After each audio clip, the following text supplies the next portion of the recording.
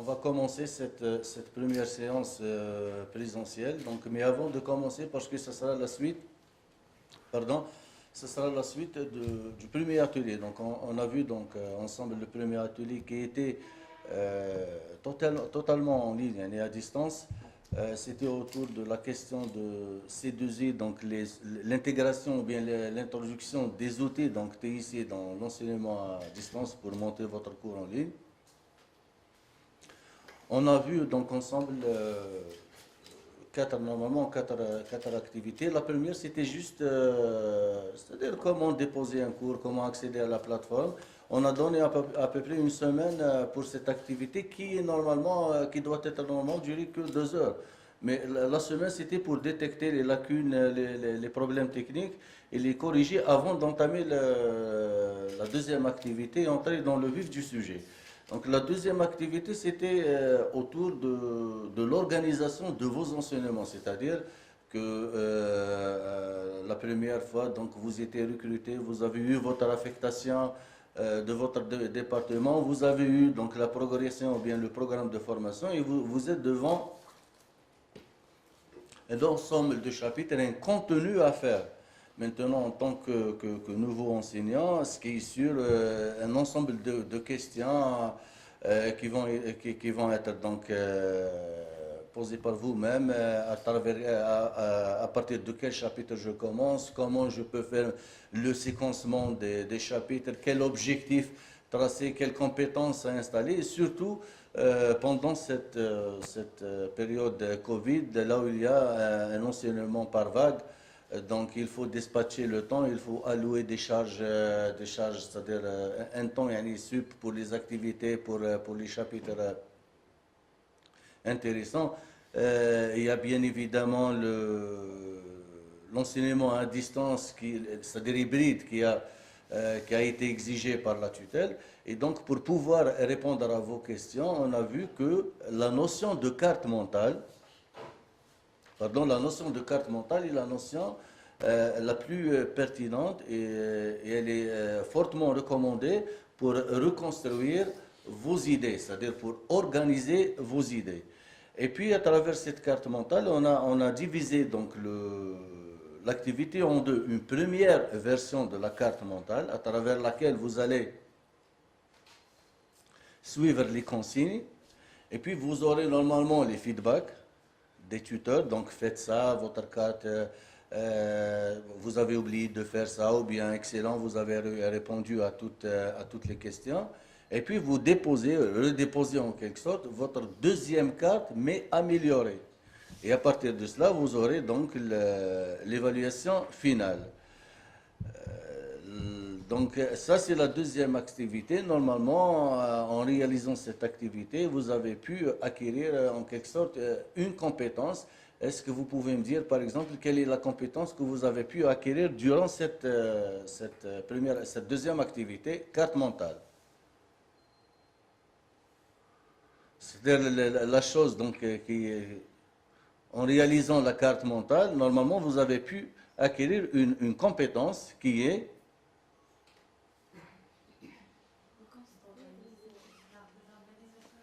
Pardon? C'est l'organisation des idées, la construction des idées elles-mêmes, et c'est-à-dire dans le contexte enseignement supérieur, c'est l'organisation de vos enseignements. Normalement, vous pouvez organiser à travers la carte mentale vos enseignements, et normalement, à travers la carte mentale, vous aurez à éditer, à tracer les compétences visées, ou bien les visites d'apprentissage, ou bien les objectifs. Comment faire les objectifs, comment éditer les objectifs, ça sera l'objectif du deuxième thème. Et puis vous allez entrer dans la troisième activité qui est la scénarisation d'un cours, donc à travers quel outil on doit scénariser le cours. Et on a commencé par la reproduction d'un cours déjà scénarisé à travers le logiciel ou bien l'application dédiée à des supports pédagogiques et académiques, Opal. Donc vous avez reproduit donc l'ensemble des images, des textes et ainsi de suite. Et puis, durant la quatrième activité, là où il y a un peu de travail, on a donné à peu près, je pense, 2, 3, 4 semaines pour réaliser cette activité et qui nécessite un peu de travail. C'était la scénarisation de votre cours en format, en quelque sorte, en format, entre guillemets, brut. Donc, on ne vous demande pas d'éditer ni des objectifs, ni de mettre des évaluations, ni comment concevoir les évaluations. C'était juste d'éditer, de scénariser votre cours avec l'application Opal en essayant de tirer profit au maximum des items existants ou bien des outils existants tels que la notion de balise pédagogique, la notion de grain de contenu, la notion de division, donc la notion des ressources, donc équations, items, vidéos, galerie des images et ainsi de suite. Et puis, à travers cette activité, ça sera bien évidemment, comme on a déjà présenté ça lors de la première séance présentielle, c'est le point d'articulation numéro 1. C'est quoi le point d'articulation numéro 1? Ce sera l'activité qui va être améliorée durant ce deuxième atelier à partir de l'activité numéro 4. Mais avant d'améliorer votre production, donc éditée durant cette activité, donc il faut avoir quelques connaissances, il faut avoir quelques compétences qui s'articulent autour de la structuration pédagogique d'un cours pour un enseignement hybride, c'est-à-dire comment on doit structurer pédagogiquement, le rendre plus académique, plus pédagogique pour un enseignement hybride et pour en quelque sorte permettre à nos chers étudiants de tirer profit de toutes les compétences ou les objectifs qu'on doit les installer. Voilà, donc ça sera autour du deuxième atelier. Je ne sais pas si vous avez des questions avant d'entamer donc le deuxième atelier et donner une brève description. Bonjour. Donc, vous voulez demander comment insérer des équations en utilisant l'ARTEC dans Opal. Donc, vous écrivez les équations comme d'habitude en utilisant l'ARTEC et vous les insérez comme image dans l'Opal. C'est-à-dire, l'Opal est accordé directement à l'OpenOffice, mais il y a une certaine extension, donc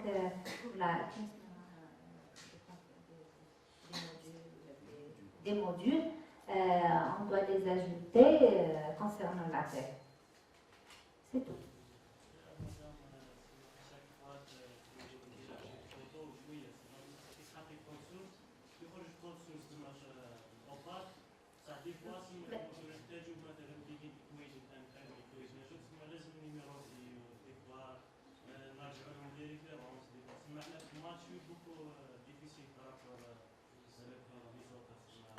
نخدموا بلاتيك تسمى نكون مثلا ندير انيكواسيون قادر نديرها اونتر $2 قادر نديرها باغ اكزومبل تسمى نديرها بيجين ايكويشن انفيرونمون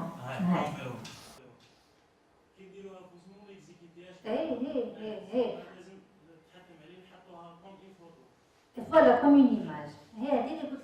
Donc sinon, il faut ajouter des modules Opal qui seront liés la tête باش يقدر يعرف le code. Donc ماشي directement. Sinon نعطيك لك الحل من الاول قلت لك تهزا une image. كي تهزا une image وبعد تحتاجي مثلا ليكواسيون هذيك ترجعي لازم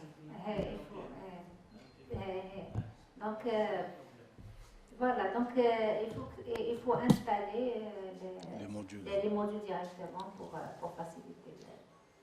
Sinon, on travaille directement avec OpenOffice, c'est clair, c'est simple, avec les éditeurs d'équations de Word.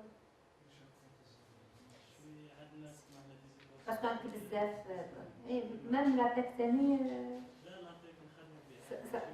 ça prend du temps pour écrire des environnements mathématiques, etc. C'est tout. Donc, on installe, on télécharge et on installe les modules.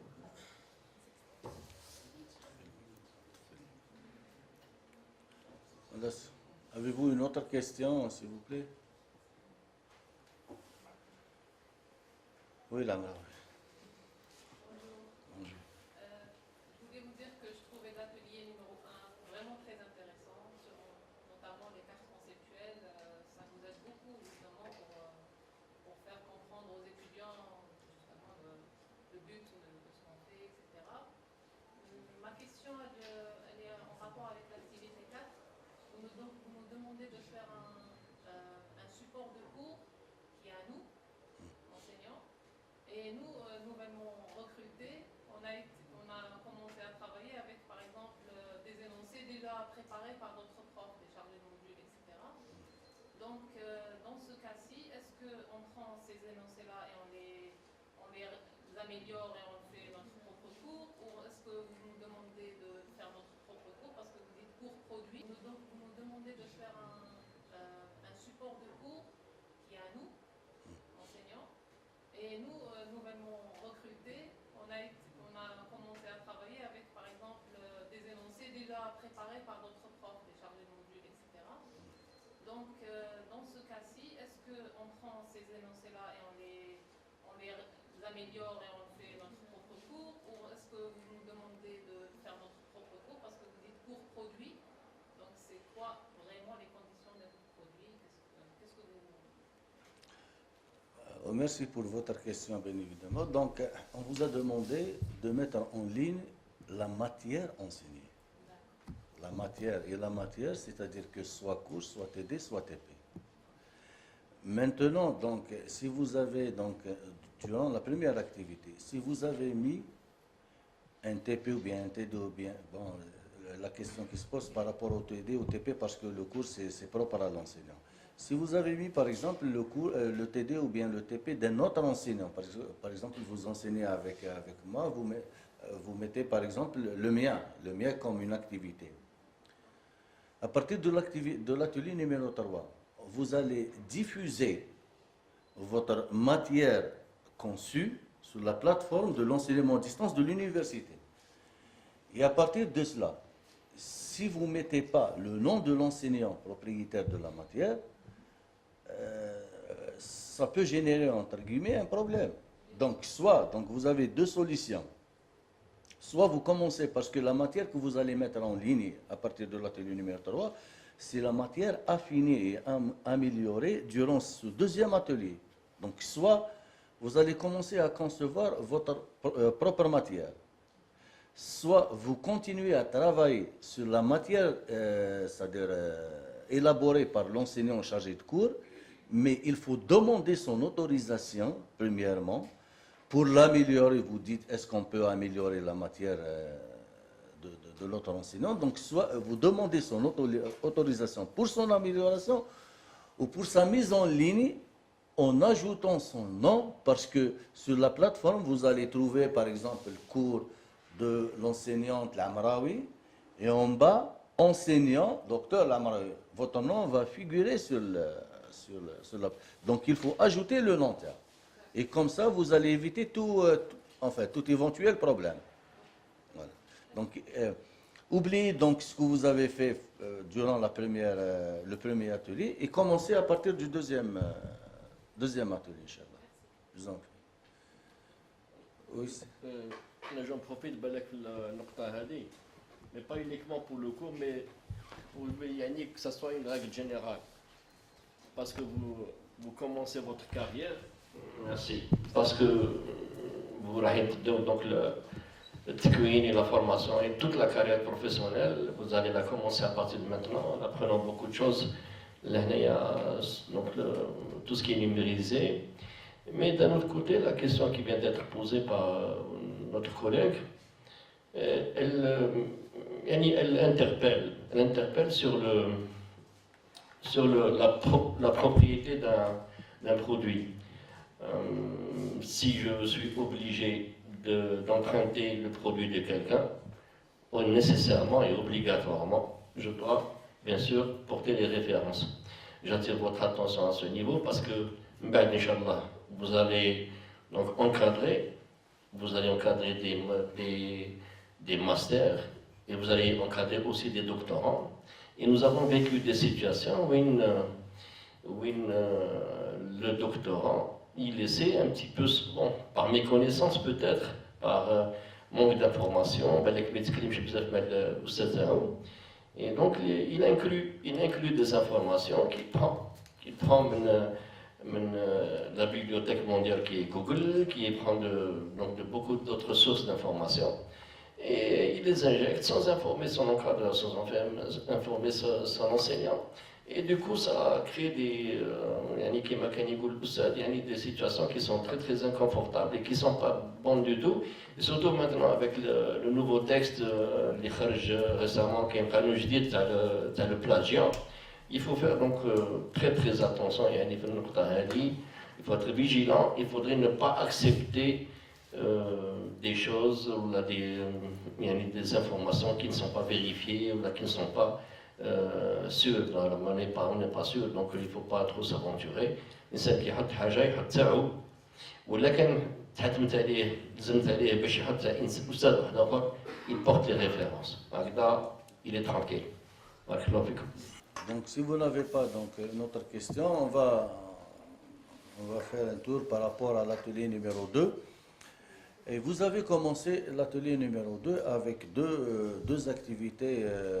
Bon, pour nous, ce sont des activités très importantes. Ce sont des activités donc, à travers lesquelles des échanges ont été, donc, ont été entre vous, entre deux questions centrales et principales. C'était quelles sont les choses qui vous ont été motivées en tant qu'étudiant, lorsque vous étiez des étudiants, et votre pratique enseignante. Et puis on a mis un sondage pour dire quels sont les facteurs qui vous ont donné, donc qui vous ont motivé à suivre une matière, à étudier une matière en tant qu'enseignant, en tant plutôt qu'étudiant. Et quels sont, entre guillemets, les facteurs, entre parenthèses, démotivants. On a eu donc un ensemble de réponses, et avant d'entamer, de faire des stats par rapport aux réponses, ce sont des questions pour vous préparer à la notion de structuration d'un cours pédagogique en ligne. Parce que ce qui est sûr, chacun de nous a donc intrinsèquement donc, à l'intérieur des choses, des facteurs ou bien des choses très importantes et encourageantes lorsqu'il était déjà un étudiant. Par exemple, lorsqu'il était étudiant, l'enseignant de la matière X a une manière, par exemple, très motivante de laisser, par exemple, les étudiants à suivre son cours. Un enseignant Y entame son cours, par exemple, surtout la première séance, en dictant en quelque sorte. Et ça, pour quelqu'un, pour un étudiant, par exemple, c'est un problème. Un autre enseignant entame, par exemple, sa matière, ou bien on était des étudiants. Par exemple, pour moi, l'enseignant qui fait, par exemple, un cours à travers de textes, à travers des images, c'est-à-dire un système scripto-iconique. Donc, pour moi, c'est un cours qui me motive, qui me donne donc le sens d'étudier la matière elle-même. Un enseignant, un étudiant, par exemple, en quelque sorte, qui ne sait pas, par exemple, écouter, qui n'aime pas, par exemple, lire, trouve un module, une matière enseignée, donc, que par texte, est une matière en quelque sorte fatigante et fastidieuse. Ça, c'est pour savoir, bon, bien évidemment, le forum ou bien les échanges étaient entre tous les 300, je pense que vous étiez en 300 enseignants qui ont suivi donc, la première session. Donc, c'était entre eux. Ben, on a mis donc, le sondage et on a vu ici, par exemple, par rapport aux facteurs motivants. Donc, on voit que, par exemple, c'est une chose très intéressante que parmi les facteurs motivants, c'est la citation des objectifs qui doivent être clairs. Ça, c'est selon vos avis. C'est-à-dire l'ensemble des répondants dit que les objectifs, sont clairs, ça sera un facteur motivant. En deuxième point vient donc la méthode de l'enseignant elle-même.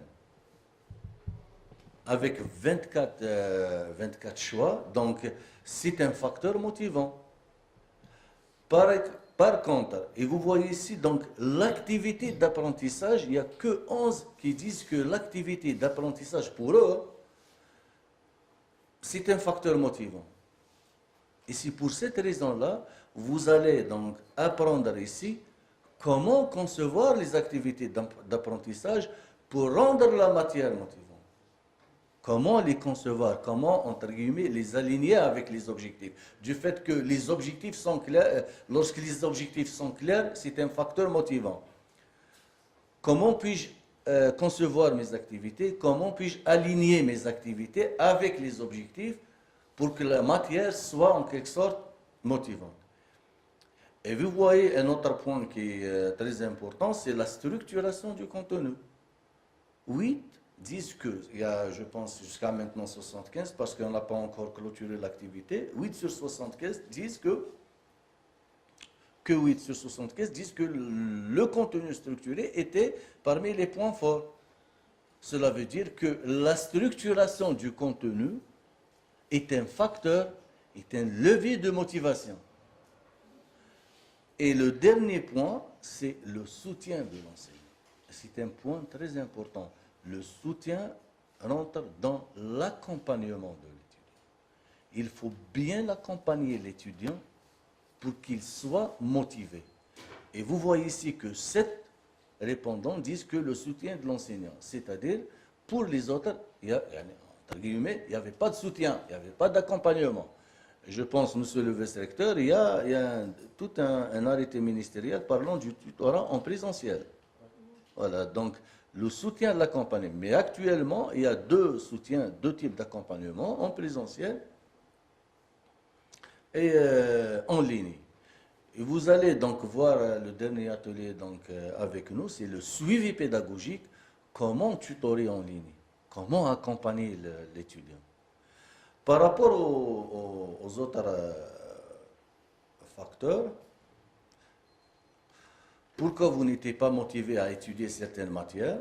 Donc, c'est un cours non structuré.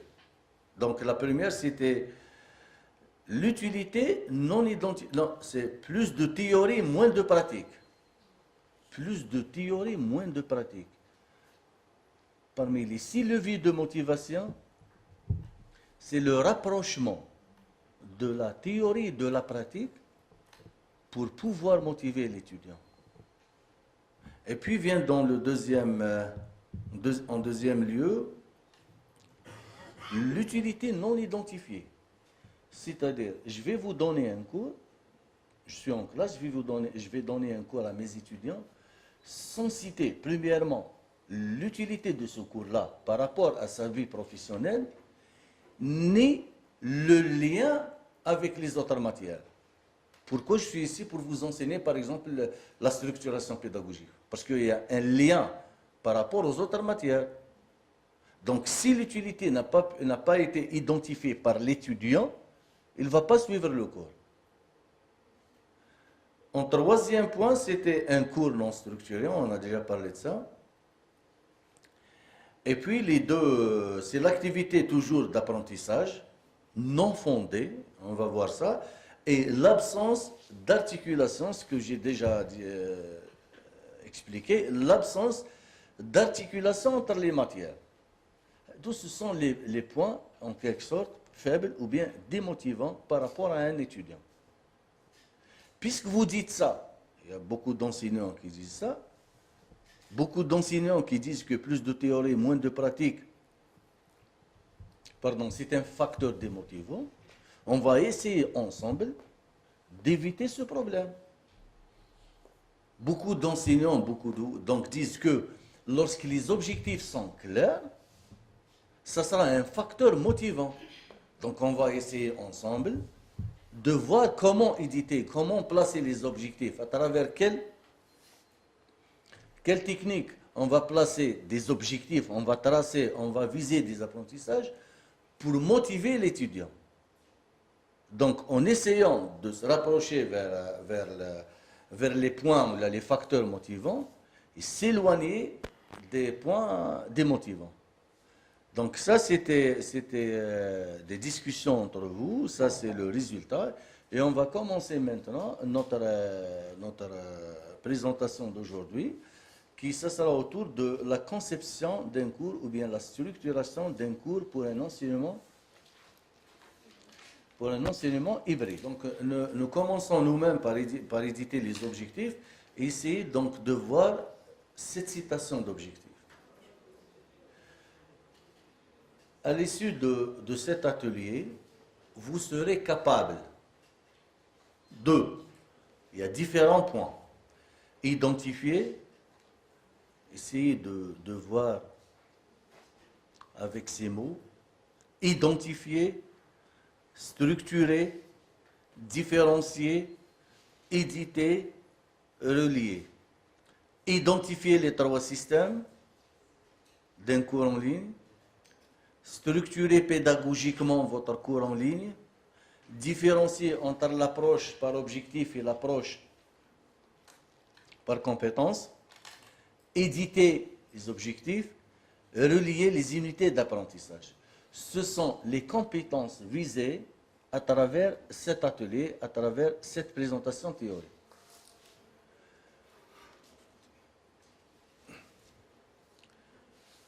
Donc, avant d'entrer dans le vif du sujet, nous allons parler un peu de ce qu'on appelle la médiatisation.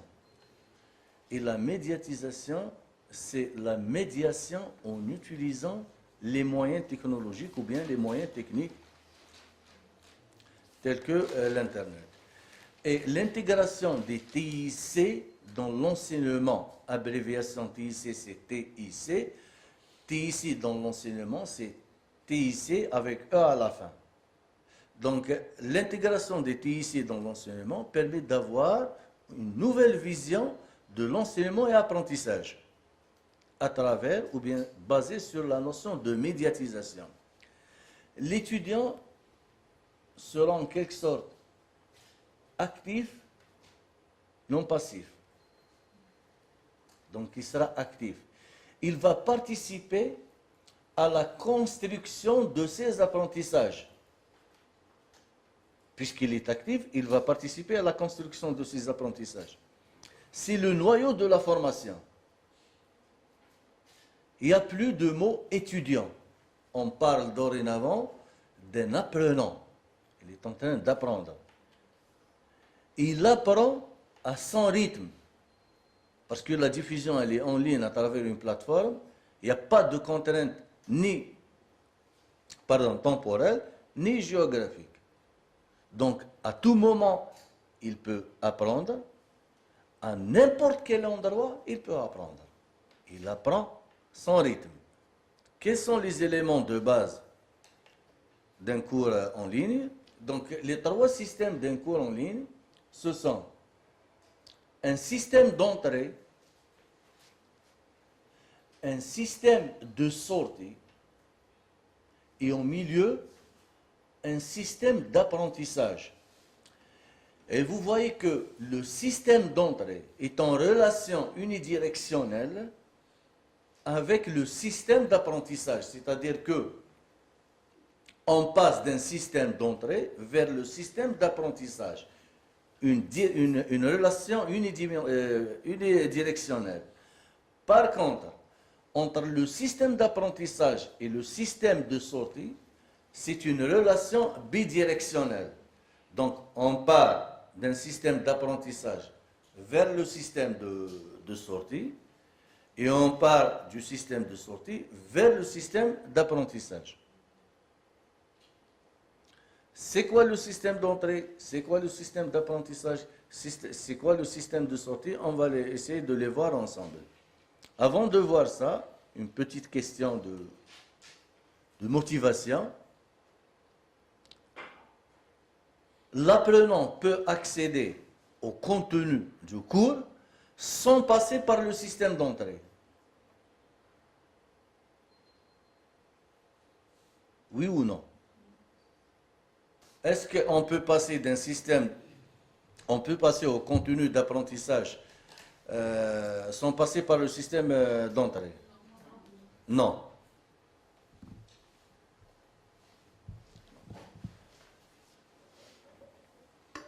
Donc, je répète, vous avez 3 systèmes.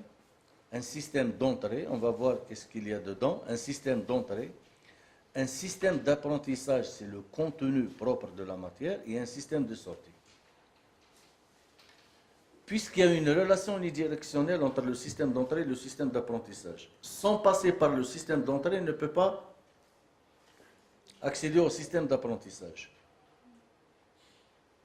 Par contre, il peut passer du système d'apprentissage vers le système de sortie, donc il ne peut pas accéder directement au système de sortie sans passer par le système d'apprentissage. Et il a le droit absolu de revenir au système d'apprentissage en cas de, on va voir ça ensemble. La deuxième question, après la réussite de l'examen final. L'apprenant doit être réorienté vers les unités ou d'autres unités d'apprentissage. Oui ou non? Il a réussi l'examen final. Pourquoi on va le réorienter vers une autre unité d'apprentissage? Normalement, c'est du acquis. C'est du acquis, voilà. Normalement, c'est du acquis. Il a pu acquérir la compétence. Donc, il doit faire une autre chose. Il ne va pas refaire le système d'apprentissage. Il ne va pas refaire les points. D'accord? Quels sont les éléments d'un système d'entrée? Donc, le système d'entrée est constitué de, premièrement, c'est les objectifs. C'est l'édition des objectifs. Deuxièmement, c'est le test d'entrée. Et troisièmement, c'est le pré-test. Vous allez fixer des objectifs. À travers cet atelier, ou à l'issue de cet atelier, vous serez capable de différencier, par exemple, l'approche par objectif de l'approche par compétence. Maintenant, pour pouvoir atteindre cet objectif, est-ce qu'on demande des connaissances préalables, des prérequis?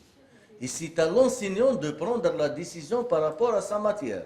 Je suis en train d'enseigner, par exemple, une matière,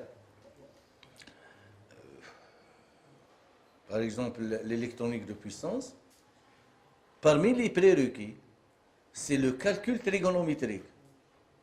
Je peux dire à mes étudiants, vous aurez, à travers ce module ou bien cette matière, vous serez capable à dimensionner, par exemple, un convertisseur statique. Bon, tiens, c'est un objectif, c'est une compétence assez importante, mais il faut avoir des connaissances préalables par rapport au calcul trigonométrique.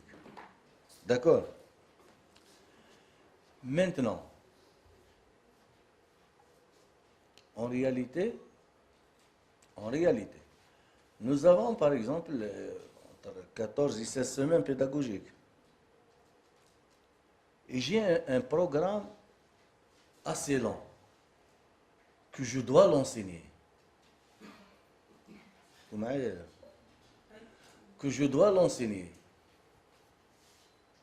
Maintenant, est-ce que je peux achever la totalité du programme ou bien que 80, que 50% et les autres, je vais les donner par exemple pour les copier?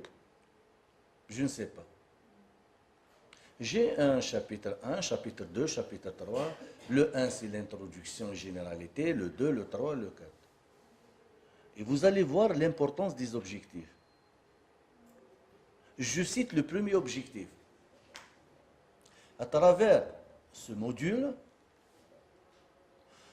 vous serez capable de connaître l'ensemble des composants, par exemple, de puissance. Ça, c'est un objectif. Et la question qui se pose, est-ce que c'est un objectif ou bien c'est une compétence déjà installée chez l'étudiant? Il connaît ça déjà.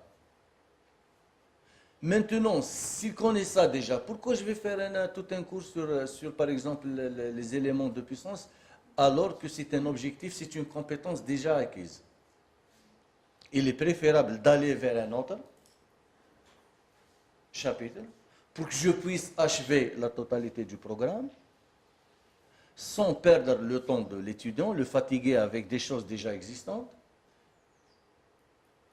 Et comment peut-on mesurer l'acquisition de cet objectif?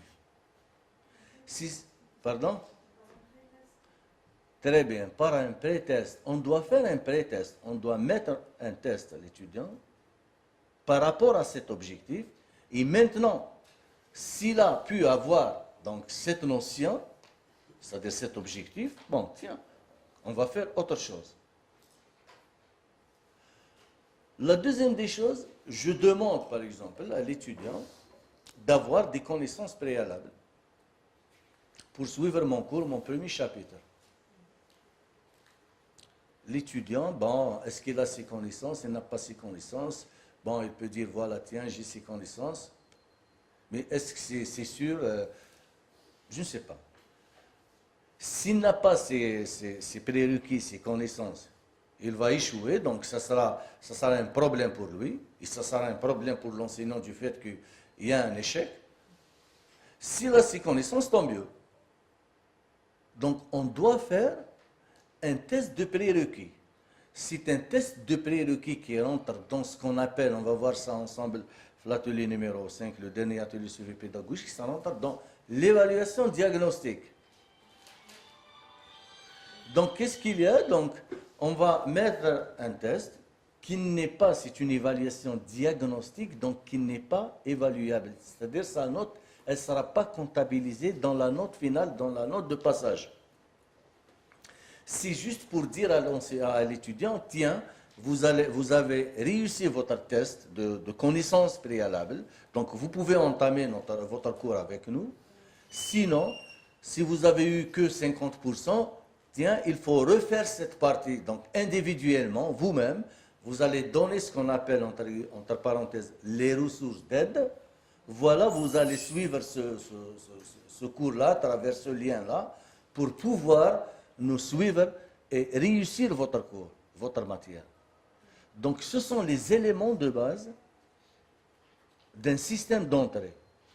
Et pour cette raison-là, on dit que c'est une relation unidirectionnelle entre le système d'entrée et le système d'apprentissage. Elle ne peut pas donc accéder au système d'apprentissage sans objectif, sans tester ses objectifs, sans prérequis, sans tester ses prérequis.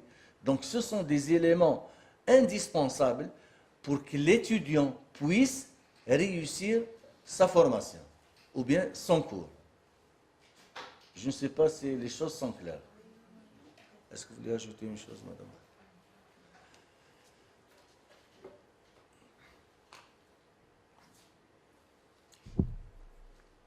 Et vous voyez maintenant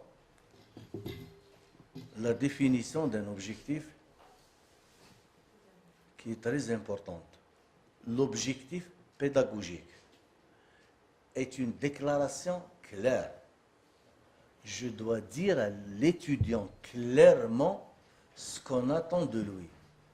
Vous serez capable d'éditer, de connaître, de comprendre, de faire quoi? Je vais suivre l'étudiant, c'est-à-dire je me mets à la place de l'étudiant. Je vais suivre votre cours.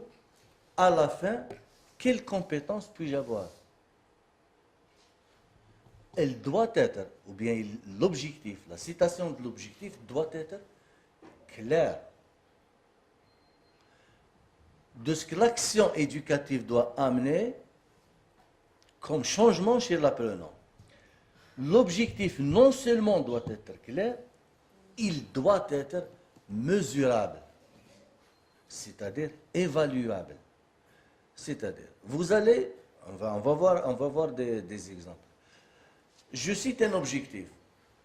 À l'issue de cet atelier, vous allez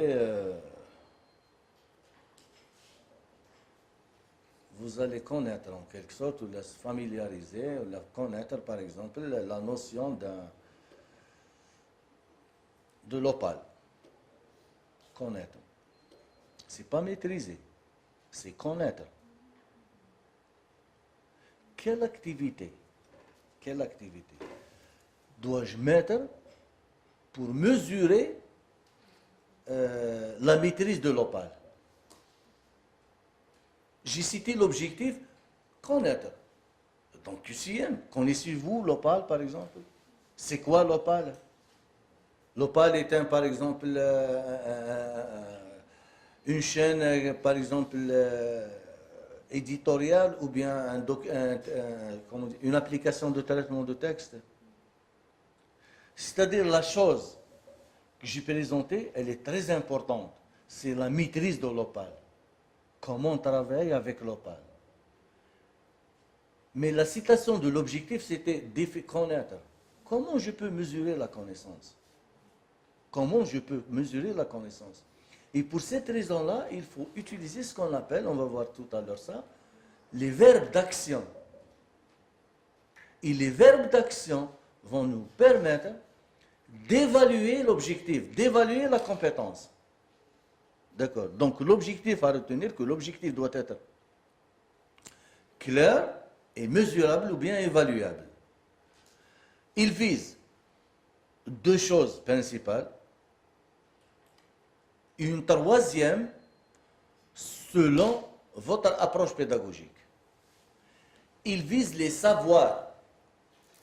Il vise les savoirs. C'est-à-dire le transfert des connaissances. Il vise les savoir-faire, la mobilisation des connaissances. Et éventuellement, les savoir-être. Les deux premiers, donc les deux éléments, savoir et savoir-faire, rentrent dans ce qu'on appelle l'approche par objectif. Le troisième savoir, si on ajoute la troisième savoir-être, ça rentre dans l'approche par compétence.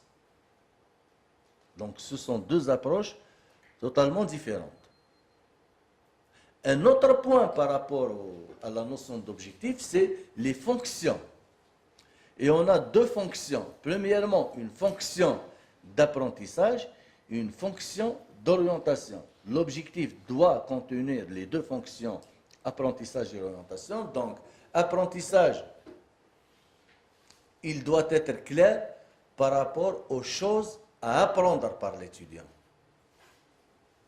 Et orientation, il doit être clair en donnant à l'apprenant, et ça rentre dans les formations continues, on va expliquer ça, en donnant à l'apprenant le choix de suivre ou non le module, ou bien la matière. C'est-à-dire que si, par exemple, l'université de Constantine est appelée à participer dans la formation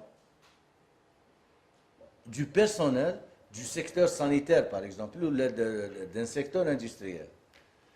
Elle va tracer un ensemble de compétences installées chez le personnel, chez les ouvriers.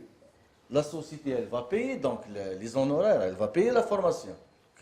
Il est préférable de payer, c'est-à-dire les honoraires, par rapport à de nouvelles choses, à de nouvelles compétences installées chez le personnel. Je mets par exemple l'objectif, le personnel, vous serez capable par exemple de contrôler un dispositif. Donc dès que le premier responsable de l'établissement va voir, donc vous serez capable de contrôler le dispositif par exemple hydraulique de telle machine, tiens, donc mes ouvriers, mon personnel a déjà cette compétence. Donc, on va donner l'opportunité aux étudiants, c'est-à-dire au personnel, de suivre ou de prendre la décision quant au suivre ou non de la formation. S'ils ont déjà cette compétence-là, bon, tiens, on va changer les compétences et installer. Donc, ce sont les deux fonctions principales d'un objectif apprentissage et orientation. On essaie de voir cette petite question ensemble. Lequel, parmi ces deux objectifs, contient la fonction d'orientation et la fonction d'apprentissage? Le premier objectif, cet atelier vise la maîtrise de la structuration pédagogique d'un cours en ligne. Le deuxième objectif, cet atelier vise la maîtrise de l'édition d'un cours en ligne.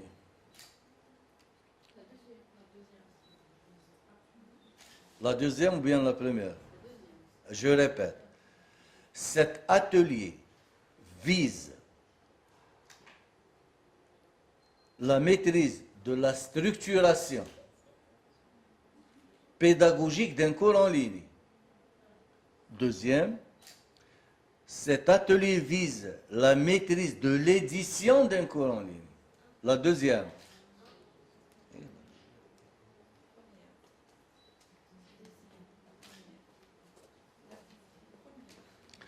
Si vous dites maîtrise de l'édition d'un cours en ligne, même le Word, il nous donne la main de faire l'édition. Même l'OpenOffice, il nous donne la main de faire l'édition. Il n'y a pas de choses nouvelles. Si vous dites ça à un enseignant, tiens, je connais le Word, c'est bon. Par contre, si vous dites à l'apprenant, à l'enseignant, vous allez être capable de maîtriser la structuration, le mot, la structuration d'un cours pour un enseignement hybride, ça, c'est une compétence, c'est un facteur, c'est un objectif motivant. D'accord? C'est clair? Donc, quelle est la fonction d'orientation dans le premier exemple que vous avez donné? Fonction d'orientation et fonction d'apprentissage dans le premier exemple. Cet atelier vise à la maîtrise de la structuration pédagogique. Donc, la question de votre collègue, quelle est la fonction d'orientation et la fonction d'apprentissage? Vous avez dit que parmi ces deux objectifs. La fonction d'apprentissage, il va apprendre la structuration d'un cours en ligne.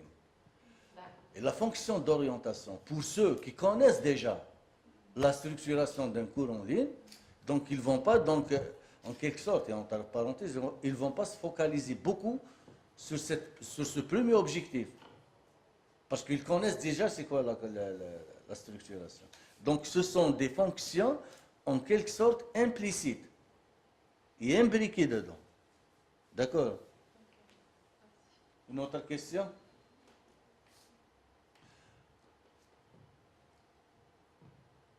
Maintenant, on va essayer de voir l'arborescence des objectifs, ou bien les différents types d'objectifs. Pour un module, pour une matière, pour sortir de la notion module, pour une matière enseignée, vous avez un ensemble d'objectifs. Toute la formation, TIC, pratique pédagogique, cite ou bien vise un ensemble d'objectifs à atteindre à travers 5 ateliers. Je répète, toute la formation TIC et pratique pédagogique vise un ensemble d'objectifs à atteindre, c'est-à-dire les 5 objectifs, l'ensemble d'objectifs, à atteindre à travers 5 ateliers. 1, 2, 3, 4, 5. Chaque atelier a ses propres objectifs. La mutualisation des objectifs des 5 ateliers nous mène vers l'atteinte de l'objectif principal. Maintenant, chaque atelier a ses objectifs à atteindre les objectifs de l'atelier, à atteindre à travers un ensemble d'activités. Vous me comprenez ou là? Donc, on a des objectifs globaux et puis des objectifs intermédiaires qui mènent vers les objectifs globaux et qui se réalisent à travers des objectifs spécifiques. Les objectifs spécifiques sont liés, c'est-à-dire à des activités. D'accord? Ou bien on dit des objectifs spécifiques ou bien des objectifs opérationnels. Ça, c'est la notion de l'arborescence des objectifs.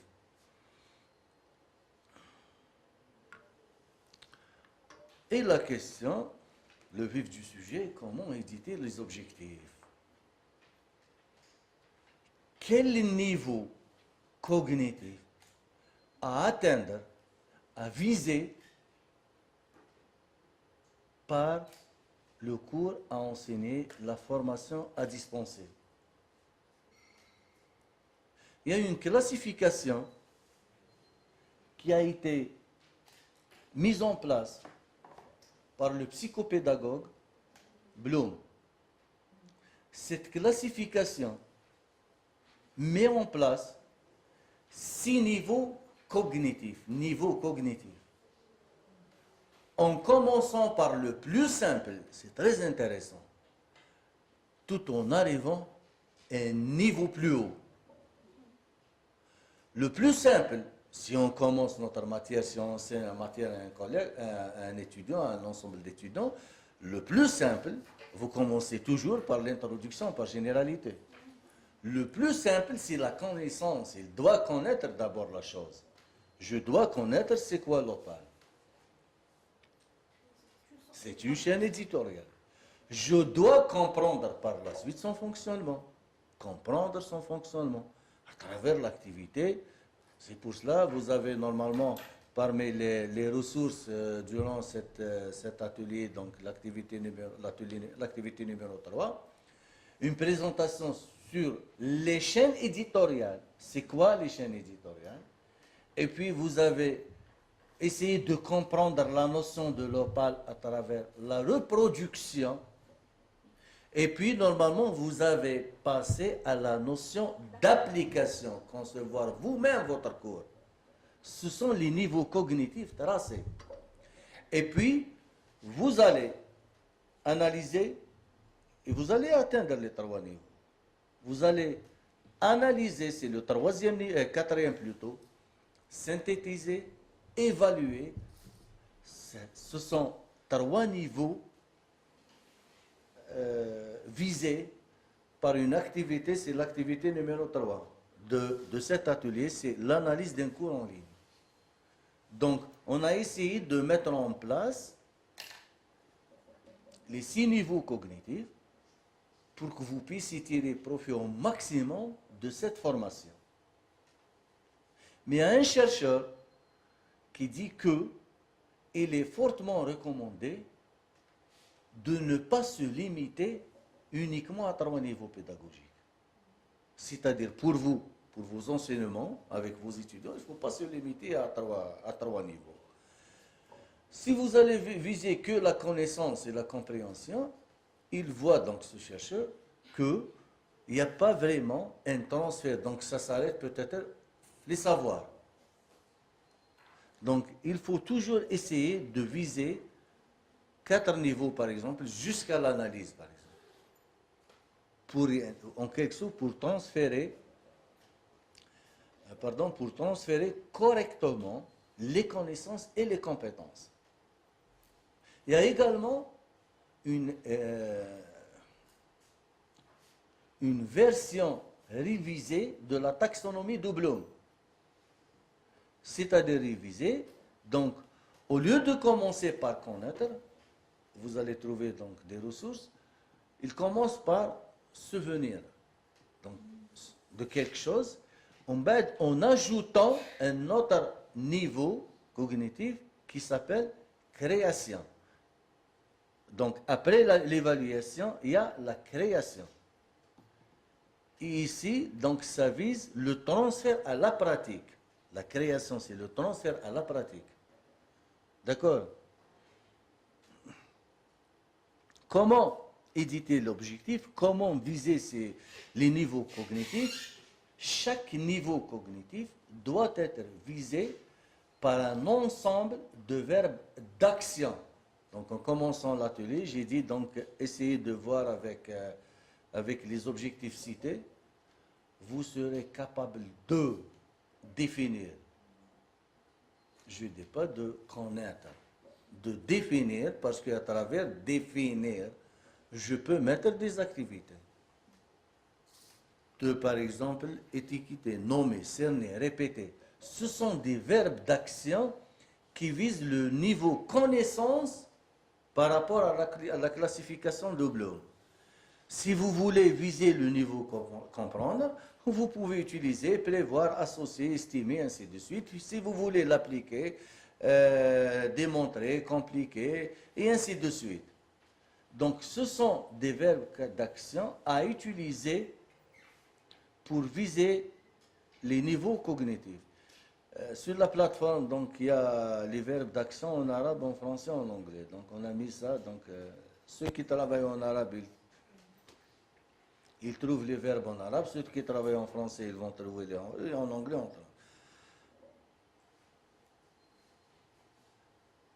Règle à respecter pour l'édition des objectifs. Toujours ces procédés du général au particulier. 2. Décrire ce que l'apprenant devra être capable de faire. Vous serez capable de définir. On commence, Alain Goulot, en commençant par le plus simple, au plus, plus difficile en quelque sorte. Vous commencez, donc graduellement, vous essayez de développer des compétences graduellement.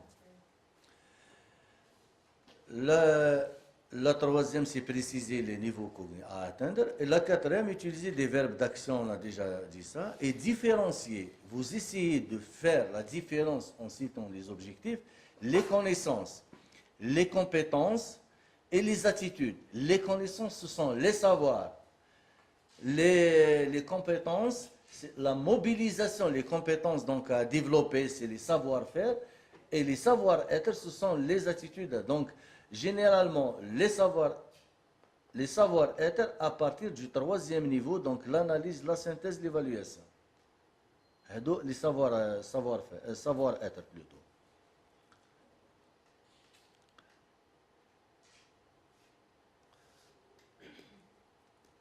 Ne pas focaliser l'objectif sur le parcours d'apprentissage. Vous allez être capable de scénariser un cours en ligne. Vous allez être capable de scénariser un cours en ligne à travers la reproduction d'un cours édité par Opal.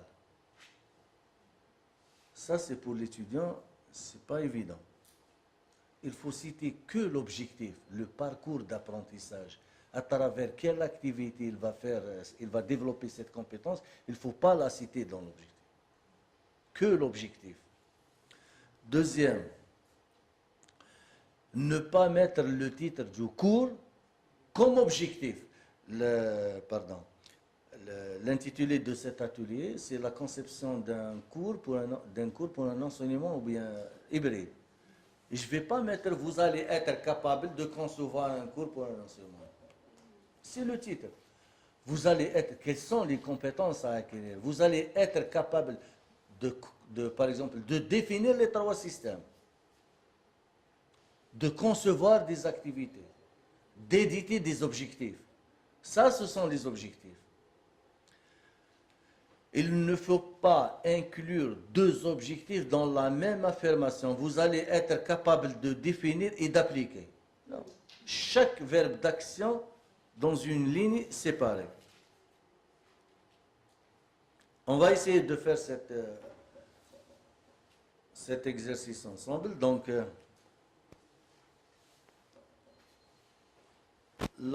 Donc vous avez des étiquettes et des cibles. Donc les étiquettes, la formation automatique vise, bon, les verbes, les objectifs avant d'entamer ça, les objectifs globaux, l'édition des objectifs globaux, c'est cette formation vise à, et vous mettez les verbes d'action. Pour les objectifs intermédiaires et les objectifs spécifiques, l'apprenant sera capable de faire, ou vous citez le... Donc, je commence. La formation automatique vise à maîtriser l'analyse d'un système automatique.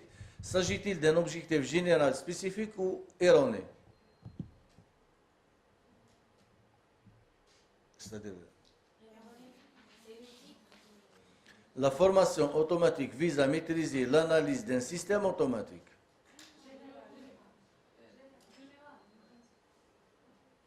Général.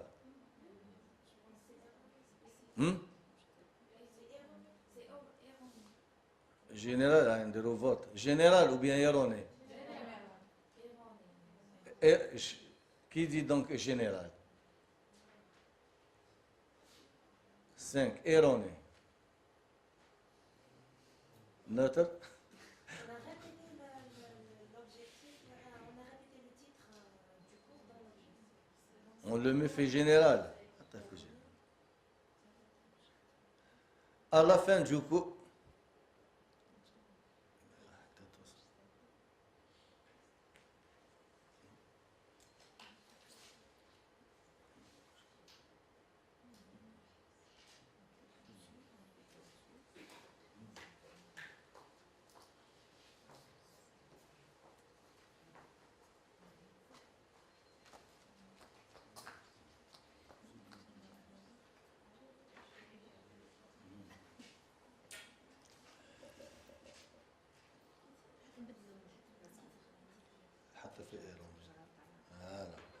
à la fin du cours électronique de puissance, vous serez capable de dimensionner les composantes de puissance dans un convertisseur statique à travers le tracé de sa tension inverse.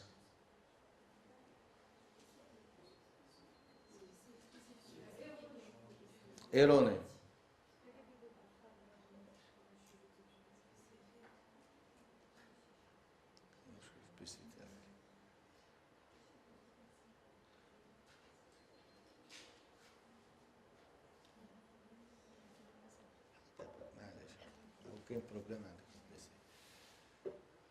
À la fin du parcours du cours électronique de puissance, vous serez capable de dresser un bilan énergétique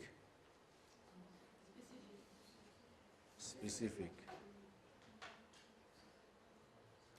La formation automatique vise à maîtriser... On a fait déjà ça, non? Redondant, معاودة. حتى في عاودة حتى في معاودة بركة. La formation automatique vise à maîtriser les concepts de base d'un système automatique.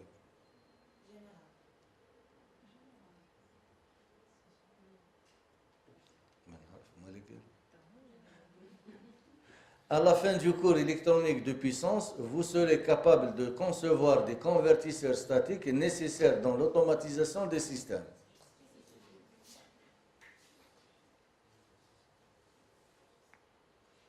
Pardon. À la fin du cours électronique de puissance, vous serez capable de dimensionner des composants de puissance dans un convertisseur statique.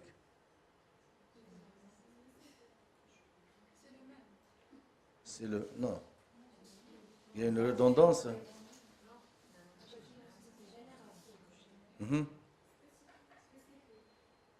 Collège spécifique. حتى ما كانش ايروني خلاص كل صحيح. Le dernier. Il y a deux objectifs à la fois. À la fin du cours, vous placez spécifique. À la fin du cours électronique de puissance, vous serez capable de dimensionner les composants de puissance dans un convertisseur statique et de dresser un bilan énergétique.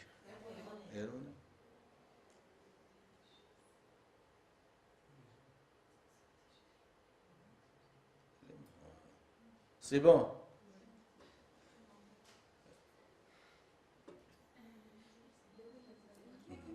On commence par le premier. À la fin du cours électronique de puissance, vous serez capable de dimensionner les composants de puissance dans un convertisseur statique à travers le tracé de sa fonction. Oh, qui a dit général? Ah, d'accord. Et pourquoi erroné? C'est-à-dire, le processus d'apprentissage a été cité dans l'objectif. Parce que c'est l'étudiant, par exemple, à travers je suis un étudiant. Vous serez capable de dimensionner les composants de puissance dans un convertisseur statique. Oh, tiens, c'est quelque chose de très intéressant. À travers le tracé de sa tension inversée. Oh, déjà, c'est... Pour moi, en tant qu'étudiant, le mot tracé, c'est difficile pour moi. D'accord? Éviter le processus. Comment il va développer ses compétences, il faut l'éviter. Vous allez amener l'étudiant à développer des compétences. Le deuxième en rouge, la formation automatique vise à maîtriser un système automatique.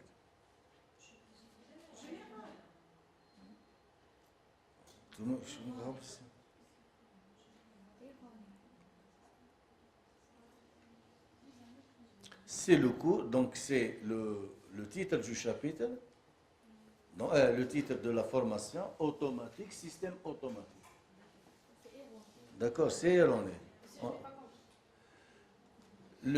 À travers le cours automatique, on vise la conception d'un système automatique.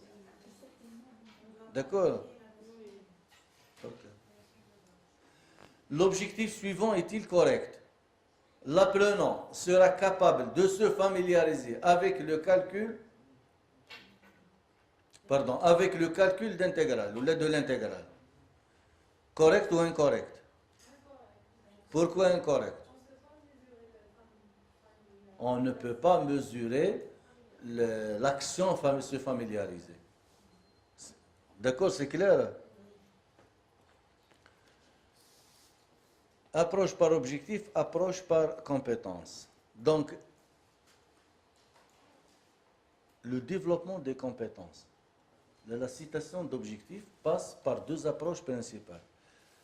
Une approche par compétence, une approche par objectif. On commence par l'approche par objectif qui est inspirée du principe de behaviorisme ou bien le comportemental, le comportement de l'étudiant. On essaie de développer des objectifs à travers, entre guillemets, l'étude du comportement. C'est-à-dire, je donne quelque chose à l'étudiant, je lui demande dans une activité ou bien à travers une activité de me rendre la chose. Approche par objectif. Je demande, je vais enseigner à mes élèves, par exemple, la multiplication.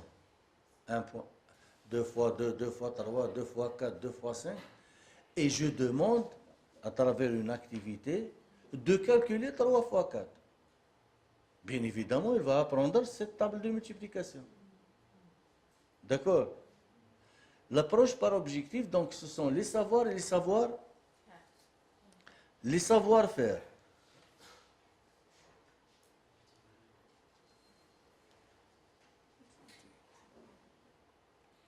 L'approche par compétence.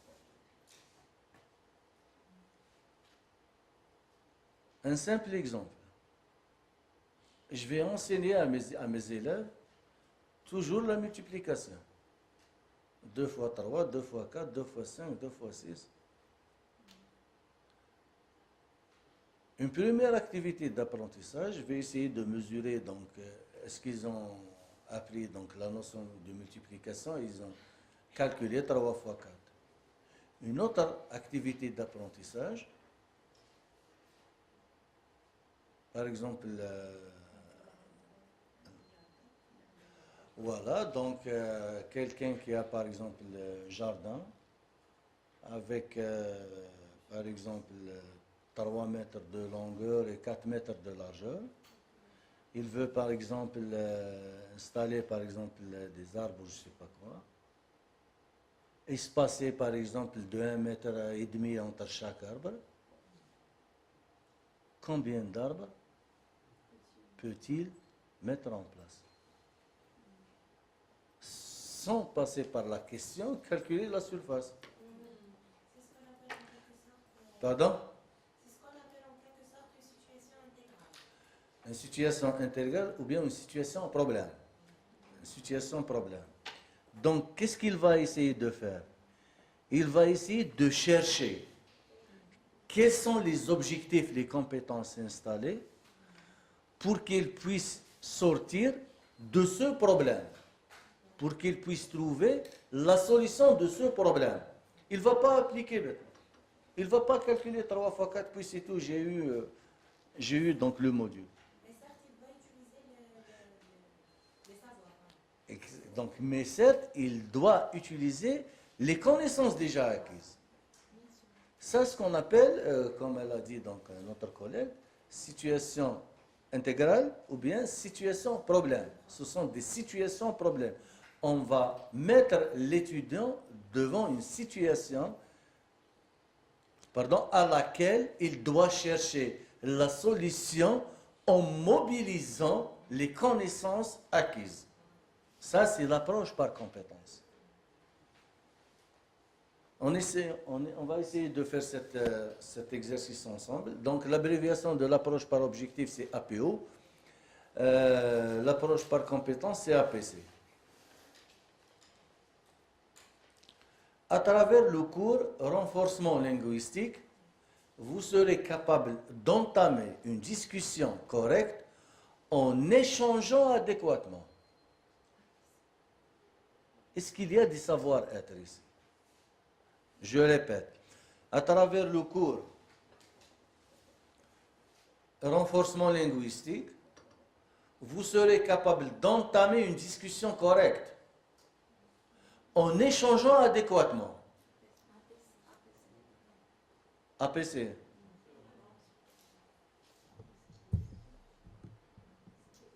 Donc vous essayez de voir, est-ce qu'il y a dedans des savoirs, des savoir-faire, des savoir-être? Est-ce qu'il y a des savoir-être ici?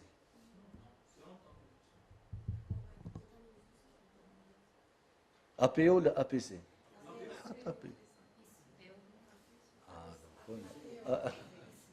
Vote.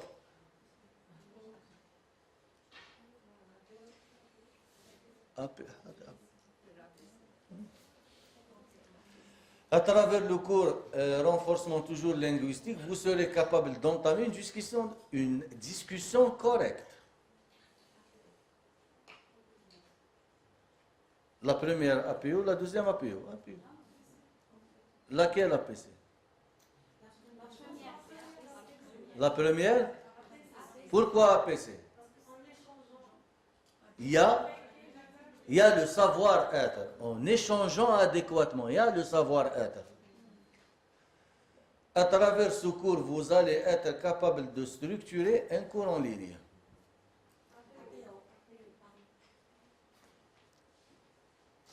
À travers cet atelier, vous serez capable d'évaluer un cours en ligne, en respectant l'éthique de production, le plagiat. À travers le cours informatique de base, vous serez capable d'utiliser l'ordinateur. À travers le cours informatique de base, vous serez capable d'utiliser l'ordinateur en s'adaptant aux éventuelles anomalies de mise en marche.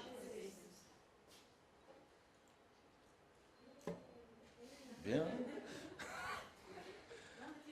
Objectif atteint à 100%. On va essayer de voir avec ce deuxième. 2 enseignants qui enseignent la même matière, Word, sont appelés à développer des compétences professionnelles chez les étudiants, des compétences professionnelles. Lors de l'évaluation finale, l'enseignant 1, le premier enseignant, a proposé l'activité ou bien l'exercice suivant. Quelle touche, avec S ou bien sans S, quelle touche permet de rendre un document à son format initial? Par contre, l'enseignant numéro 2 a proposé l'exercice suivant.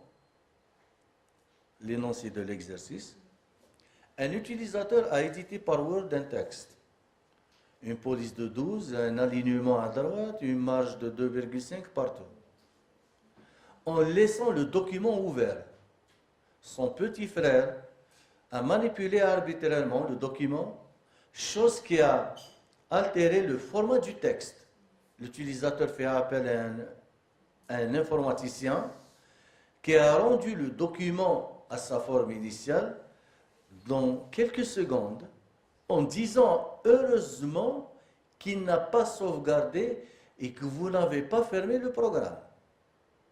Ça, c'est l'énoncé de toute l'activité. Expliquer cette intervention, la question, c'est-à-dire la question du deuxième enseignant, c'est expliquer cette intervention. Ma question, lequel parmi les deux, les enseignants, a suivi le bon chemin, c'est-à-dire le développement des compétences professionnelles? Parce qu'elle est plus longue. Pourquoi la deuxième? Pardon? Le premier, c'est une question. Quelle touche? Il a posé cette question. Quelle touche permet de rendre un document à son format initial? La première, c'est se limite par le contenu. La deuxième, elle est devant une situation. Le premier enseignant a posé une question directe. Directement. Le deuxième, il a mis l'étudiant dans une situation de problème pour faire appel aux connaissances pour trouver une solution au problème. Très bien. Donc la deuxième, c'est la plus proche au développement des compétences, c'est de l'APC, c'est-à-dire des compétences professionnelles.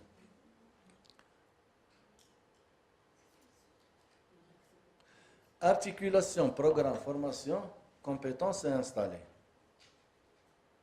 Le responsable de spécialité a invité l'ensemble des enseignants. Nous sommes tous des enseignants qui enseignent la même spécialité. Il y a parmi nous un responsable. Il a invité l'ensemble des enseignants pour discuter les compétences à installer chez les étudiants, bien évidemment, afin de tracer le programme de formation et une articulation entre les matières pour éviter les redondances et ainsi de suite. Quelle approche s'agit-il?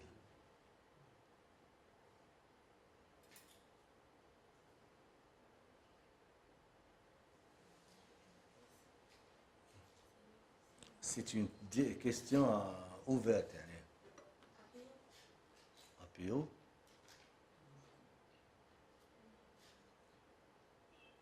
Je répète l'énoncé. C'est clair, l'énoncé.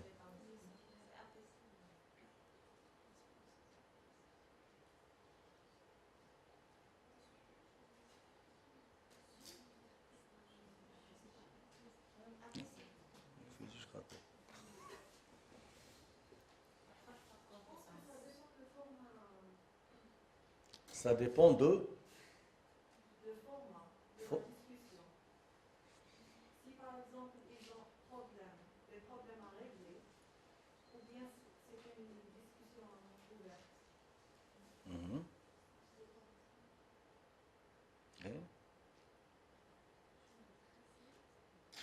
تفضلي.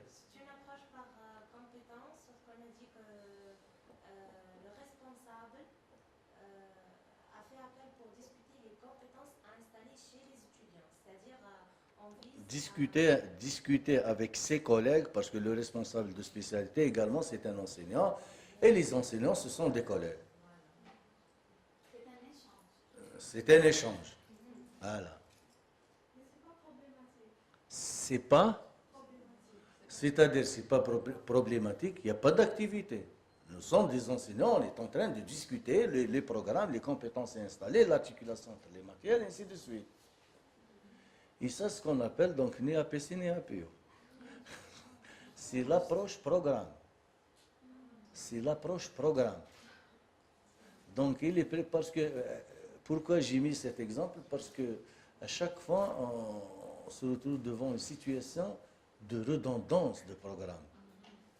J'enseigne un module, il enseigne un module, il y a des chapitres, je suis en train de faire des chapitres, il fait les mêmes chapitres, des redondances. Donc, si l'approche programme, si cette discussion, si ces échanges peuvent être entamés entre les responsables, c'est-à-dire les enseignants et le responsable de spécialité, on peut éviter premièrement les redondances, on peut tracer l'articulation entre les matières, l'articulation, c'est-à-dire quel est le programme, plutôt, quelle est la matière qui doit être mise avant l'autre, ou bien durant le premier, l'autre durant le deuxième.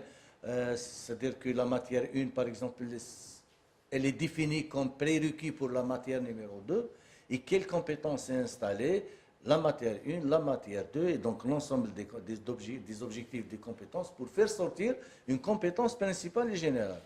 Donc ça, c'est l'approche programme. Test des objectifs, donc c'est le pré-test, on a déjà parlé de ça.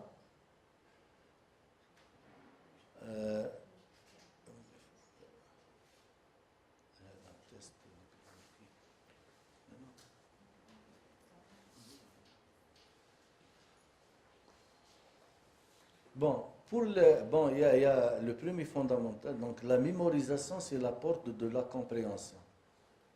On va essayer de voir la notion d'oubli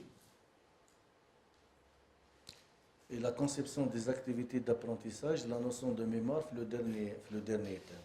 Mais il faut savoir que la mémorisation, c'est la porte de la compréhension. C'est-à-dire la mémorisation, c'est la porte de la compréhension. Si l'étudiant a des prérequis, cela veut dire qu'il a mémorisé déjà des connaissances préalables. Il va facilement comprendre votre cours. Comment mémoriser? La chose la plus simple, à travers laquelle on peut tester la mémorisation, c'est laquelle? Poser des questions. Quand est-ce qu'on pose des questions? À quel rythme on pose des questions? Des questions par rapport au cours déjà donné, avant de commencer. C'est-à-dire que, par exemple, je donne mon premier cours. Je peux poser des questions après, c'est-à-dire durant le deuxième cours, durant la deuxième séance. À la fin. Non, pour tester, c'est-à-dire je parle de test. Est-ce qu'il a mémorisé les connaissances?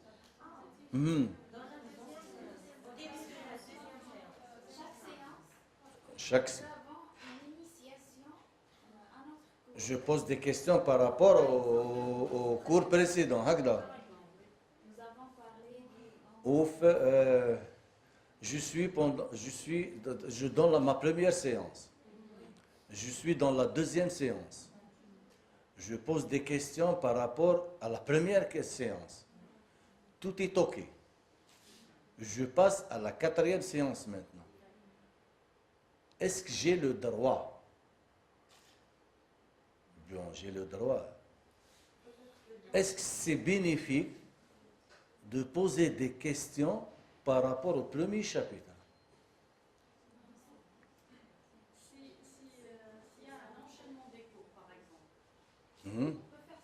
Ce qui est sûr, il y aura un enchaînement généralement.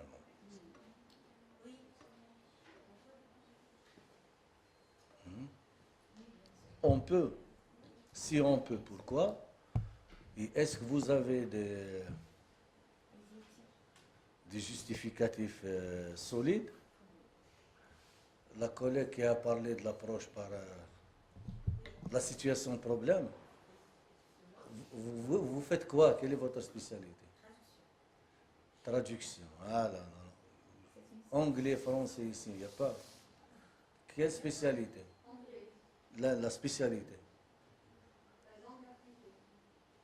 La didactique. Ah, la didactique, voilà. La didactique. Donc, Très bien. Donc, est-ce qu'on peut poser la question? Est-ce que j'ai le droit de poser la question? Est-ce que c'est bénéfique de poser la question? Est-ce que c'est obligatoirement de tester en posant des questions par rapport aux certains chapitres déjà passés? Mais c'est tout à fait utile.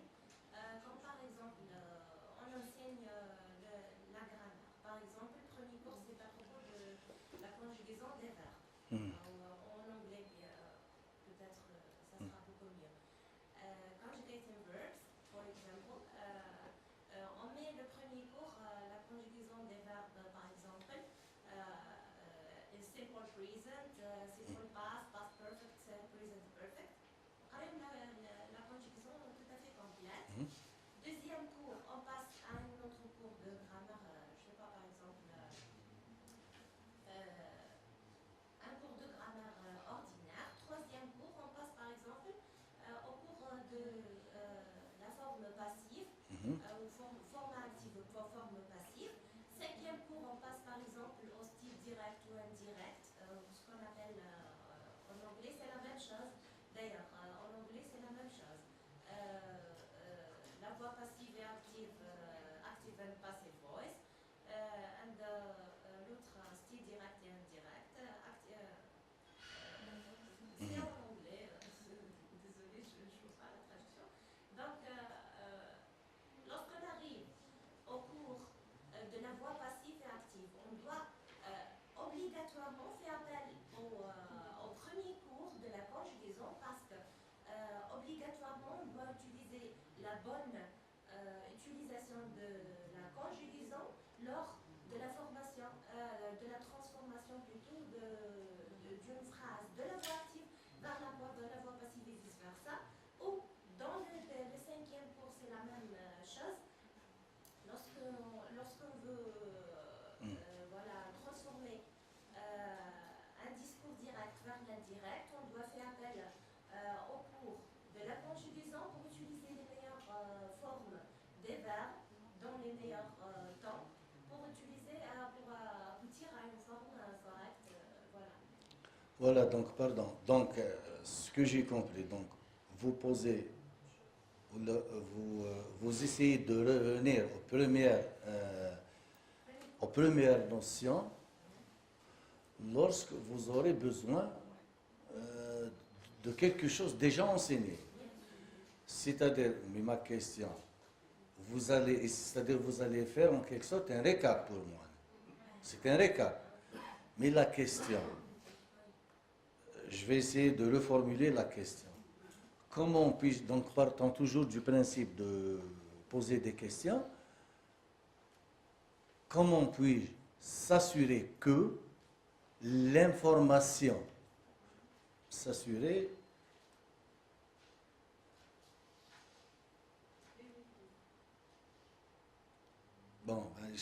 que l'information donnée durant le premier chapitre a été mémorisée. Évaluation, on a dit que c'est-à-dire on pose des questions. Normalement, la réponse, elle est chez les didacticiens.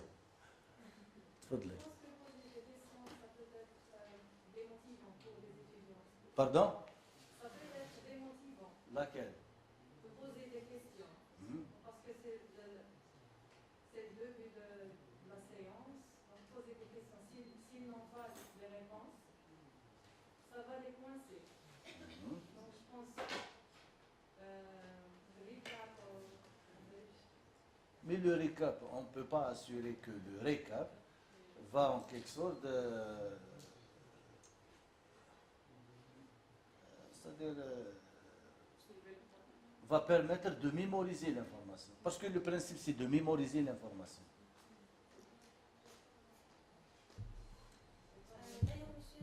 Il y a un chercheur allemand qui s'appelle, ça fait très très longtemps, jusqu'à présent, c'est-à-dire jusqu'à présent peut-être jusqu'à présent, l'information est jusqu'à présent, enfin, la théorie, le principe est affirmé, c'est OK.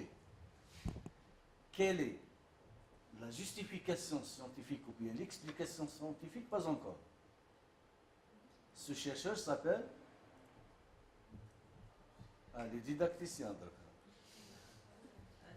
Ce chercheur s'appelle Ibn Gauss, qui dit que il faut poser les questions.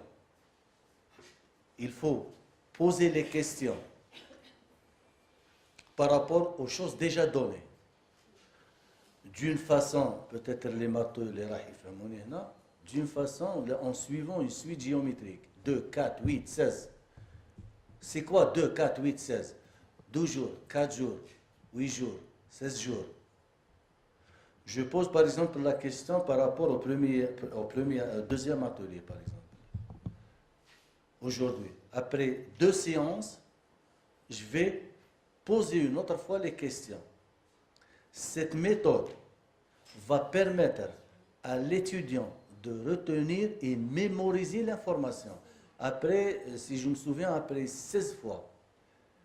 Pour cela, il y a une application, un petit logiciel qui s'appelle Anki, A-N-K-I, A-N-K-I, qui permet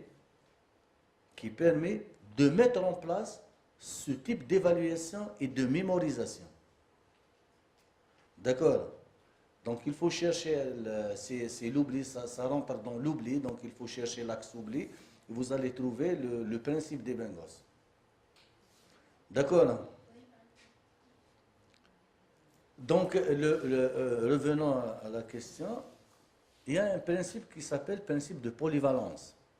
Il faut, c'est-à-dire avant de donner le principe, imaginez que par exemple, je suis en classe, la première séance, ou bien avec vous, je dis à mes étudiants, vous allez être capable, par exemple, pour vous allez être capable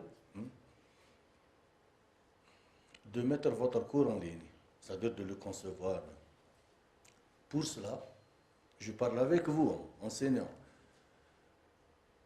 Pour cela, donc, il faut connaître préalablement 1. L'architecture d'un ordinateur.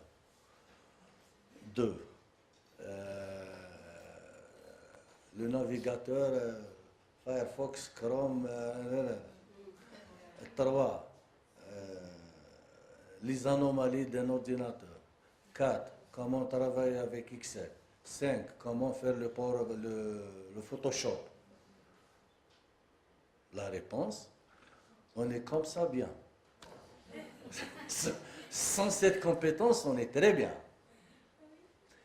Si j'essaie de dire, vous allez être capable de scénariser avec Opal, de tracer une carte mentale, de structurer votre cours, de mettre en place un MOOC,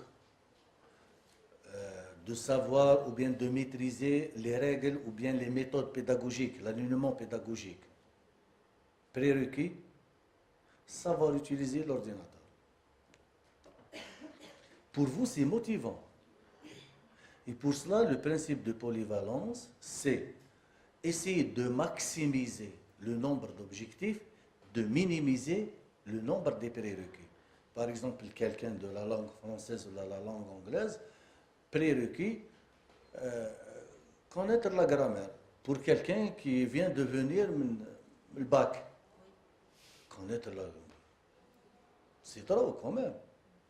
Connaître le calcul trigonométrique. Le calcul trigonométrique, c'est trop. Non, connaître l'intégrale des fonctions trigonométriques, c'est peu. Donc, il faut essayer au maximum de minimiser les prérequis pour motiver l'étudiant. Si vous avez trop de prérequis, vous pouvez les répartir sur l'ensemble des chapitres. D'accord?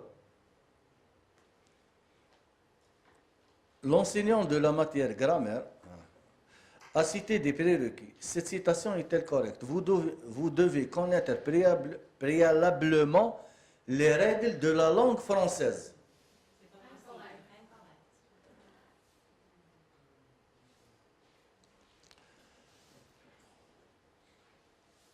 L'enseignant de la matière traitement de signal a visé 2 objectifs et il a visé 2 objectifs et il a cité des prérequis Cette citation de prérequis est-elle correcte? Vous devez connaître préalablement les intégrales, le calcul trigonométrique, les fonctions logarithmiques, les probabilités, les statistiques.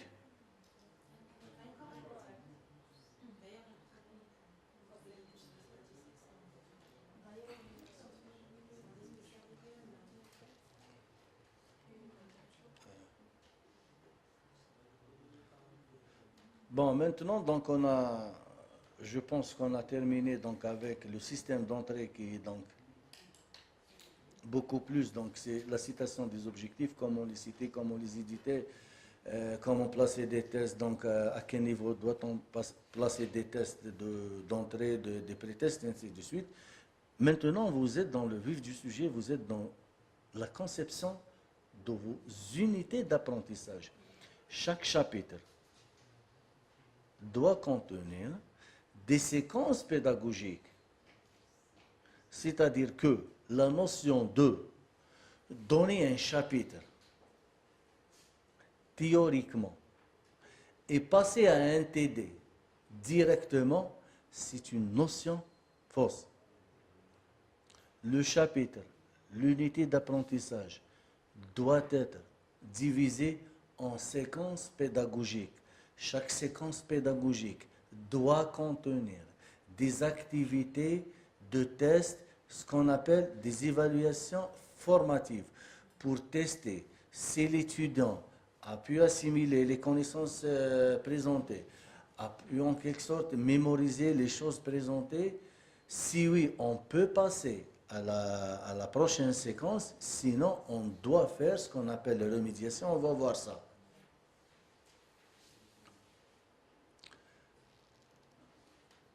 Pour chaque séquence, si vous voulez, on peut donner des ressources d'aide, c'est-à-dire des ressources externes. Non seulement le chapitre que je donne, ou bien le cours que je donne, mais il y a d'autres ressources à travers lesquelles l'étudiant peut avoir d'autres nouveautés, d'autres nouvelles, d'autres choses plus intéressantes, et ainsi de suite. Donc, si nous voulons voir le système d'apprentissage, voilà le système d'apprentissage, il contient donc les unités d'apprentissage. D'où ces unités d'apprentissage, c'est-à-dire les séquences, vous pouvez vous-même les inspirer de votre carte mentale si elle a été bien conçue. Je commence ma carte mentale, je commence par exemple, je vise à introduire les TIC dans l'enseignement. Donc l'introduction des TIC dans l'enseignement, ça nécessite premièrement la maîtrise des outils, le scénario. La maîtrise des outils, ça nécessite peut-être une vue panoramique de l'ensemble des outils. Donc tiens, je vais donner une vue panoramique. Puis je vais me focaliser par rapport à un seul outil. Bon, tiens, je vais donner à mes étudiants l'OPAL. L'OPAL, c'est un peu, par exemple, difficile. Je vais sortir une autre branche. Je commence par une activité qui est la reproduction. Ça, c'est une activité. Et je suis en train de discuter le séquencement, les unités d'apprentissage, avec les objectifs, bien évidemment. Il y a des stratégies d'apprentissage. On va voir ça, je pense, l'atelier numéro 3. C'est quoi la stratégie d'apprentissage? Comment enseigner? Comment transférer la connaissance? À travers quelle méthode? Dois-je la présenter théoriquement? Dois-je proposer des activités? Dois-je faire des démonstrations avant, puis revenir à la chose? D'accord? Ça, comment? Donc, c'est la stratégie d'apprentissage. Voilà, donc, des activités d'apprentissage, des aides et des ressources externes, tout ça, c'est le système d'apprentissage. Quelle activité pour quel niveau cognitif? Bon, il y a des études qui ont été faites. Par exemple, si pour le niveau cognitif connaissance, vous pouvez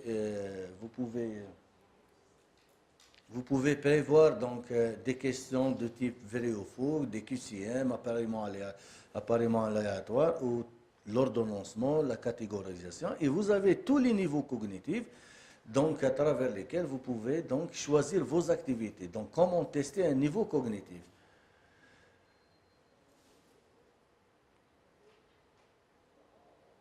on va voir cet exercice qu'on appelle l'alignement pédagogique et je vais revenir à la question de l'alignement pédagogique. Un enseignant a cité l'objectif suivant. Vous serez capable de communiquer adéquatement dans une situation d'échange précise, c'est-à-dire conférence, article, entretien, ainsi de suite. Ça, c'est l'objectif. Puis, il a mis certaines activités. Laquelle, ou bien lesquelles, parmi ces activités, sont cohérentes, sont correctes. Là, donc, étudier le conditionnel comme formule de politesse. La conjugaison des verbes du premier groupe au présent de l'indicatif. Présenter l'originalité d'une production scientifique. Identifier les constituants de la phrase ou d'une phrase complexe. Vous avez 4 activités par rapport à un objectif. L'objectif, c'est échanger adéquatement dans une situation, ou la communiquer adéquatement dans une situation d'échange précise, conférence, article, et ainsi de suite. Ça, c'est l'objectif. J'ai essayé d'enseigner mes étudiants comment faire ça. Et puis, je donne des activités pour mesurer la compréhension. Parmi les activités, je commence. Étudier le conditionnel comme formule de politesse. Est-ce que c'est une activité adéquate par rapport à l'objectif? Oui. Pourquoi oui?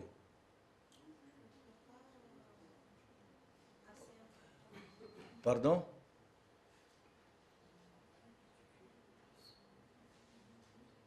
Je mets oui ou non? La conjugaison des verbes du premier groupe au présent de l'indicatif. Non. Présenter l'originalité d'une production scientifique. C'est la présentation. Identifier les constituants d'une phrase complexe.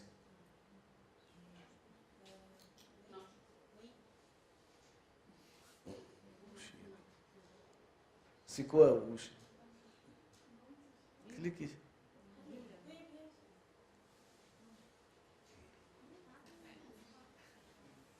Maintenant, on va essayer de voir ça. C'est quoi une activité adéquate et c'est quoi le mot ou bien l'expression activité alignée? Vous avez tracé des objectifs. Au démarrage, vous avez tracé des objectifs qui doivent être mesurables. Donc, il y a un triangle. Le sommet, c'est les objectifs. La base, donc à droite, c'est les activités, c'est l'évaluation. On va voir tout à l'heure la partie gauche. Si les activités ne donnent pas une vraie mesure, une vraie évaluation de l'objectif, vous serez devant 2 situations. Soit une démotivation complète de l'étudiant. Vous allez être capable, à travers ce module, de connaître l'architecture de base d'un ordinateur. Activité, c'est quoi un clavier? C'est une démotivation. Vous allez être capable de connaître les constituants d'un ordinateur. Activité, concevoir un microprocesseur n'est pas adéquat. Vous aurez des notes catastrophiques. Si vous ne choisissez pas une activité qui marche avec l'objectif, qui doit évaluer l'objectif, vous aurez 2 situations, des notes catastrophiques, une démotivation de l'étudiant. Des notes catastrophiques, vous allez afficher que des zéros, Et c'est mal pour l'enseignant, c'est mal vu pour l'enseignant. Démotivation de l'étudiant, c'est une catastrophe. La partie gauche, ça sera bien évidemment le dernier atelier suivi pédagogique. À travers quelle méthode pédagogique dois-je transférer mes connaissances pour atteindre l'objectif? Objectif, c'est maîtriser Opal, c'est-à-dire vous allez travailler dessus. Méthode pédagogique, je donne Opal en dictant des phrases. Ça ne marche pas. Donc nous allons voir donc, durant l'atelier numéro 5, les méthodes pédagogiques et l'alignement pédagogique par rapport aux méthodes pédagogiques. Donc, le triangle, le sommet, objectif, évaluation, méthode, s'appelle alignement pédagogique. D'accord? Le système de sortie. Il faut faire des activités globales. Ce sont des activités locales, des activités dans des séquences pédagogiques, ce sont des activités globales qui rentrent, plutôt locales, qui rentrent dans l'évaluation formative. Par contre, à la fin du cours, vous allez faire une activité globale, qui est une évaluation plutôt sommative, et on va voir c'est quoi sommative et certificative, avec des feedbacks. Il faut donner des feedbacks. Vous êtes en train de recevoir des feedbacks. Pardon, vous avez déjà reçu des feedbacks. Très bien. Et ce qui est important, c'est la remédiation. La remédiation. Je vous pose la question. Vous avez mis une activité, que ce soit locale ou globale. À un moment donné, l'ensemble des étudiants, ou les quelques étudiants, la majorité des étudiants, n'arrivent pas à répondre correctement sur cette activité ou bien n'arrivent pas à résoudre correctement cette activité. 50% n'arrivent pas à résoudre l'activité. Vous allez faire quoi? En tant qu'enseignant, je suis en train de présenter Opal. Vous êtes dans une première session 300, 200 parmi les enseignants n'arrivent pas à utiliser Opal. Quoi faire? Une réorganisation de quoi?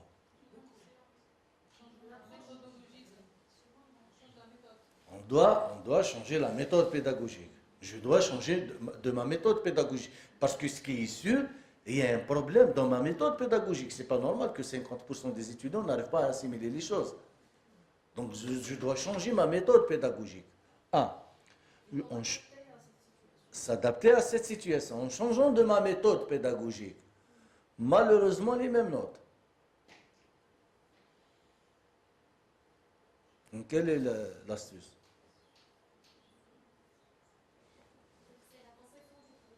Pardon?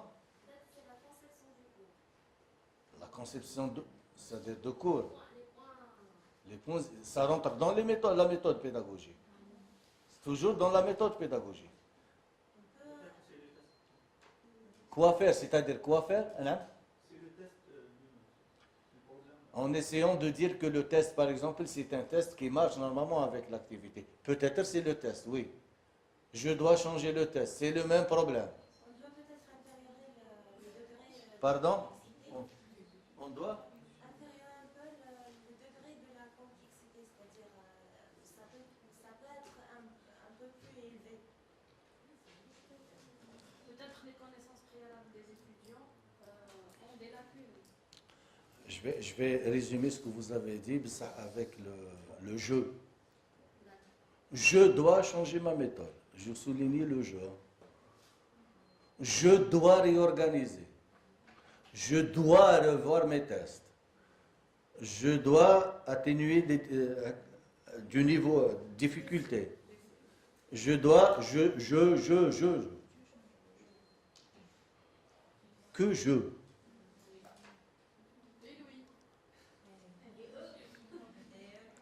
La question, puis-je faire appel à un enseignant collègue qui peut-être avoir l'art ou bien la méthode adéquate pour transférer les connaissances. Est-ce que vous voyez ça comme règle de remédiation adéquate et qui ne touche pas à ma fonction en tant qu'enseignant? Donc, il faut éviter je. Des fois, on est en train d'enseigner le même module, un état de blocage, je n'arrive pas, c'est bon. Je n'arrive pas à transmettre peut-être Madame Bouhellouf, elle a l'art et la manière, elle a la méthode adéquate, elle sait comment commencer, elle sait comment booster les choses, elle sait comment motiver. Donc, si je reste dans le seul perdant, c'est l'étudiant. Et on est là pour l'étudiant. Donc, il est préférable de faire appel à ma collègue, tiens, Madame Bouhellouf, à un moment donné, je suis bloqué, je n'arrive pas à transférer les connaissances de ce chapitre, de cette séquence. Venez m'aider, s'il vous plaît. Par exemple, la matière contient plusieurs chapitres. Un des chapitres, vous voyez que votre collègue est plus spécialisé avec le chapitre. Ça entre dans son profil de recherche, ou bien sa thèse de doctorat, etc. Il sera plus... donc sa méthode, peut-être, vous la revoir, il peut transmettre le savoir des étudiants très à l'enseignant principal de la matière. Donc, je pense qu'on est arrivé à la fin de cette présentation.